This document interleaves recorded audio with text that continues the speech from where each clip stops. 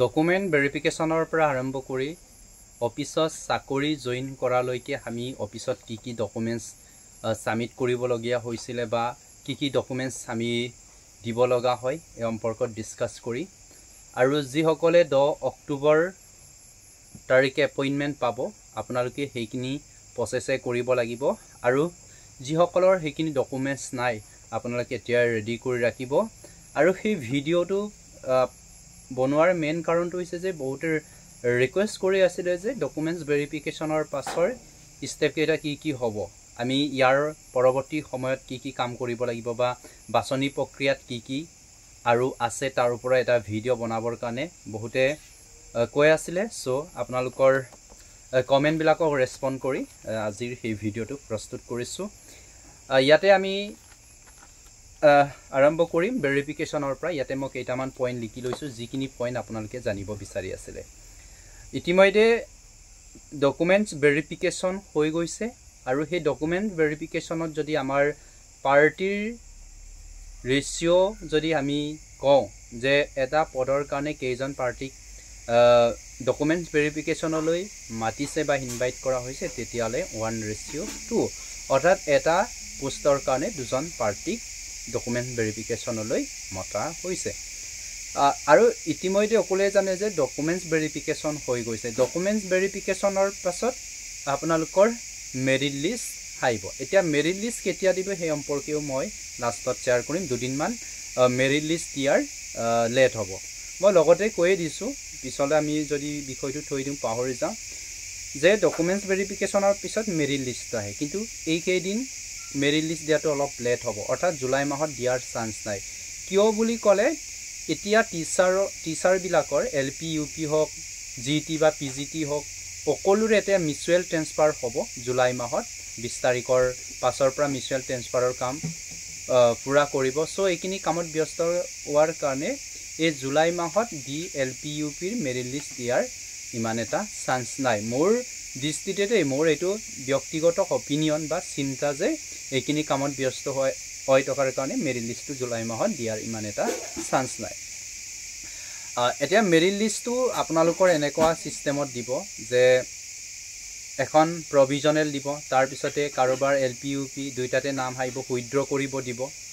withdraw কৰাৰ পাছত আপোনালোকৰ আকৌ নতুনকৈ এটা নাম আহিব বা এখন নতুনকৈ লিষ্ট দিব মেৰিট লিষ্ট তাৰ পাছৰ 3 নম্বৰখন যিখন মেৰিট লিষ্ট আহিব সেইখন আপোনালোকৰ ফাইনেল মেৰিট লিষ্ট হ'ব আৰু এটা কথা মনত ৰাখিব যে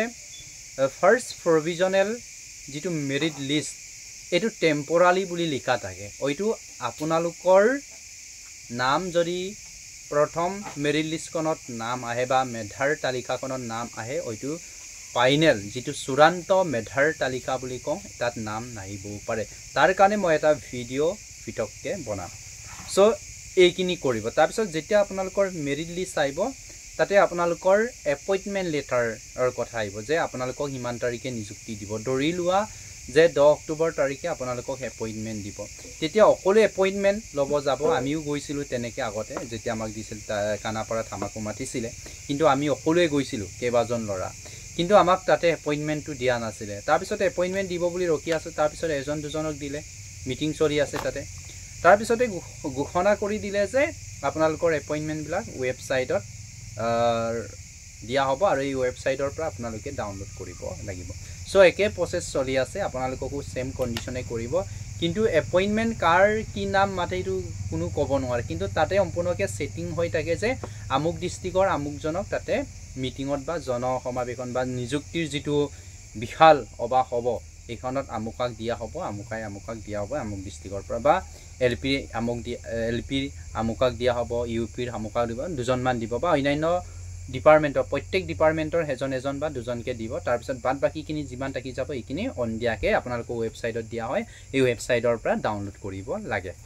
এতিয়া বহুতে ভাবিব যে এটোটো ৱেবসাইটৰ পৰা ডাউনলোড কৰা যিখন এপইন্টমেন্ট লেটাৰ এইখনটো ডুপ্লিকেট হ'ব অৰিজিনাল কপি হৈ জানো তাত কোনো অৰিজিনাল কপি কৰ পৰা পাব তেনেকে চিন্তা কৰি থাকিব পাৰে সো চিন্তা নকৰিব সেইখনে অৰিজিনাল কপি হয় আৰু সেইখনেৰে আপোনালোকে চাকৰি কৰি থাকিব পাৰিব এইখন এপইন্টমেন্টৰে মই চাকৰি কৰি আছো আপোনালোকে পাৰিব তাত কোনো অৰিজিনালৰ কথা নাই তাৰ পিছত এপইণ্টমেণ্ট লেটাৰ পালে আপোনালোকক তাতে লিখা থাকিব যে আমুক তাৰিখৰ পৰা আমুক তাৰিখৰ ভিতৰত আপোনালোকে জইনিং কৰিব লাগিব আপোনালোকক 10 দিন বা 15 দিন সময় দিব এই 15 দিনৰ সময়ত আপোনালোকে জইন কৰিব লাগিব আৰু জইন কৰিব যাওঁতে কেইবাটাও ডকুমেন্টছৰ প্ৰয়োজন হ'ব ডকুমেন্টছ কি লাগিব বুলি ক'লে আপোনালোকৰ মেট্ৰিকৰ পৰা আৰম্ভ কৰি আইআৰ সেকেন্ডাৰী বা গ্ৰেজুৱেট আপোনালোকৰ যিমানখিনি এডুকেশ্যন কোৱালিফিকেশ্যন আছে তাৰে সাৰ্টিফিকেট আৰু মাৰ্কশ্বিটটো আপোনালোকে দিব লাগিব আৰু তাতে যেতিয়া আমি এইখিনি ডকুমেন্টছ দিওঁ তেতিয়া আমি কোৰ্টৰ পৰা কোৰ্ট এফিডেভিট এখনো লাগিব তাতে কোনো ধৰণৰ ক্ৰিমিনেল নহয় বুলি এখন লিখা আনিব লাগিব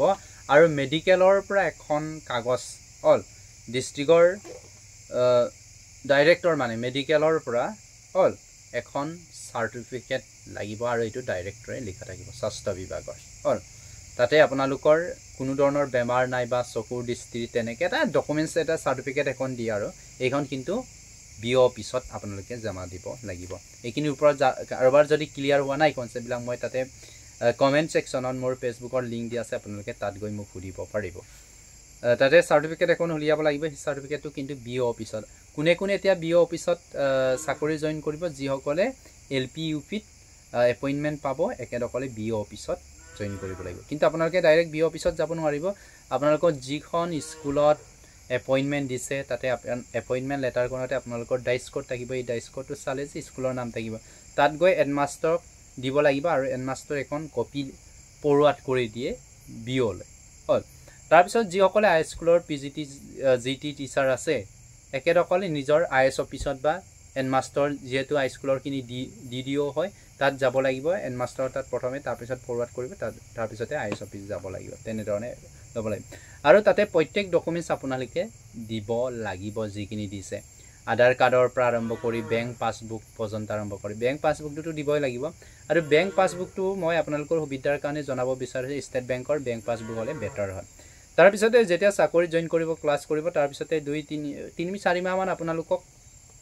অফিচৰ পৰা স্যালাৰি দিব হল অফিচৰ পৰা যেতিয়া আইএস এপ্ৰুভ নোহোৱালৈকে স্যালাৰি দি থাকিব তোমাৰ 6 মান্থ মান দিয়ে এটো প্ৰভিজনেল স্যালাৰি বুলি কয় তাৰ পিছত আপোনালোকে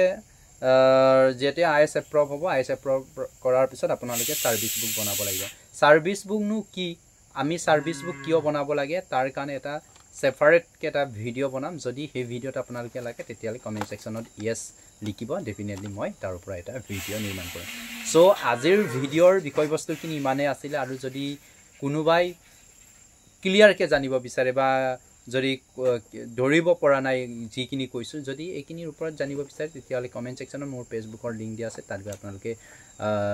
গৈ মোক পাৰ্সোনালি মেসেজ কৰিব পাৰিব ডেফিনেটলি মই আপোনালোকৰ